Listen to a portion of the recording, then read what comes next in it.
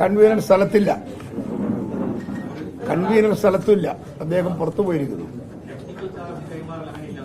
എന്തോ ഇതൊരു ചാർജ് കൈമാറലൊന്നുമല്ല, ഇതൊരു പൊളിറ്റിക്കൽ പ്രോസസ്സാണ്.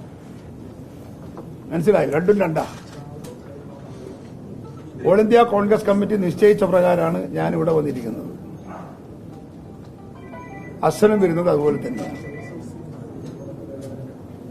അതുകൊണ്ട് അസന്റെ ഒരു സാന്നിധ്യം ആവശ്യമില്ല എന്ന് പുള്ളിക്ക് തോന്നിയിട്ടുണ്ടാകും. പക്ഷെ എങ്കിലും അദ്ദേഹത്തിന്റെ ഒരു പ്രസൻസ് ആവശ്യമായിരുന്നു എന്ന് ഞാൻ കരുതുന്നു.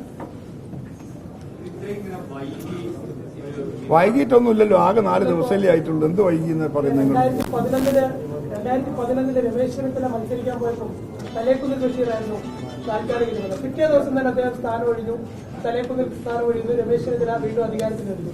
ഇവിടെ 26-ന് ശേഷം ഇത്രയും ദിവസം പ്രത്യേകിച്ച് കാര്യമായ തെരഞ്ഞെടുപ്പിന്റെ ദൌത്യങ്ങളൊന്നും ഇല്ലല്ലോ. എന്താണ് സനകായ പറയുന്നത്? അന്നും അറിയാത്ത പറയും പോലെ പറയുന്നു. These are all depends on personality.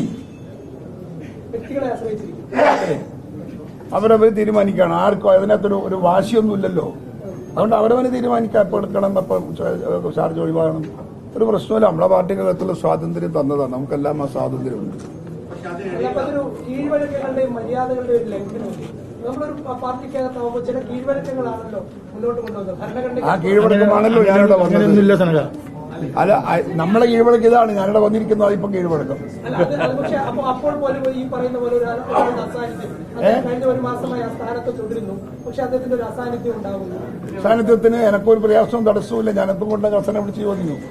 അനാവശ്യമായി ഇങ്ങനെ നീട്ടിക്കൊണ്ട് ശരിക്കും അന്ന് 4-ാം തീയതി കേസ് ചുമതല ഏൽക്കാമായിരുന്നു. ഇങ്ങനെ ഈ റിസൾട്ട് വരെ കാക്കേണ്ട ആവശ്യമുണ്ടോ? കേരളത്തിന്റെ പ്രസിഡന്റിന്റെ കാര്യമാണ്.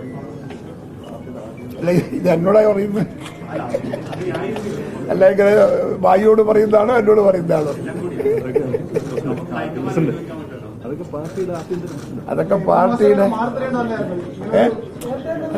പാർട്ടിക്കകത്ത് അതൊക്കെ ചർച്ച ചെയ്യും. അത് മാധ്യമങ്ങളോട് ചർച്ച ചെയ്യേണ്ട വിഷയമൊന്നുമല്ല നിങ്ങൾ ഈ ചോദിക്കുന്ന ചോദ്യം. അതുകൊണ്ട് നിങ്ങൾ കൊന്നിട്ട് പറഞ്ഞാൽ പോലും എന്റെ അതിന് കിട്ടൂല. ഇതൊക്കെ പാർട്ടിക്കകത്തുള്ള പ്രശ്നങ്ങളാണ്. ഞങ്ങൾ ചർച്ച നടത്തി, ഞങ്ങൾ തീരുമാനമെടുത്താണ് ഞങ്ങൾ വഴി പോവുകയും ചെയ്തത്. ഈ ഇരിക്കുന്നതൊക്കെ പാർട്ടിയുടെ നേതാക്കന്മാരല്ലേ. അപ്പൊ അവരൊക്കെ വന്നിരിക്കണമെങ്കിൽ പാർട്ടി അറിയാതെയല്ലല്ലോ ഞാൻ വന്നിരിക്കുന്നത്. എല്ലാവരും അറിഞ്ഞാ വരുന്നത്. ഈ ഇലക്ഷനിൽ മത്സരിക്കാൻ സീറ്റ് കിട്ടിയപ്പോൾ അതിന്റെ പേരിൽ അങ്ങനെ മാറ്റാനുള്ള നീക്കം നടന്നു. അതുവഴി പോകണമെങ്കിൽ പോകട്ടെ എന്നൊന്നും എനിക്ക് തോന്നിയിട്ടില്ല. അങ്ങനെയാ പോകാൻ ആർക്ക് പറ്റുമോ പോകാൻ? വേറെ സ്ഥാനാർത്ഥിനെ വെക്കാൻ കഴിയും. എവിടെയാ നീ? കഴിയില്ലല്ലോ. സ്ഥാനാർത്ഥി വയ്ക്കാൻ കഴിയില്ല. പക്ഷെ പ്രസിഡന്റിന് പകരം ആളുകൾ പ്രസിഡന്റായിട്ട് പകരം ആൾക്ക് വരാൻ.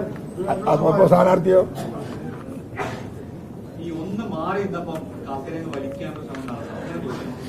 വലിക്കാനോ?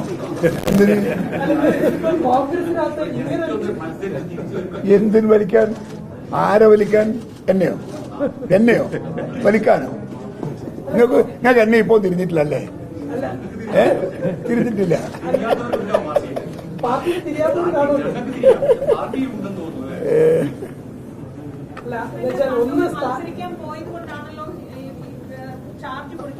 പോയതല്ല, എന്നെ അഖിലേന്ത്യാ കമ്മിറ്റി ആക്കിയതാണ്.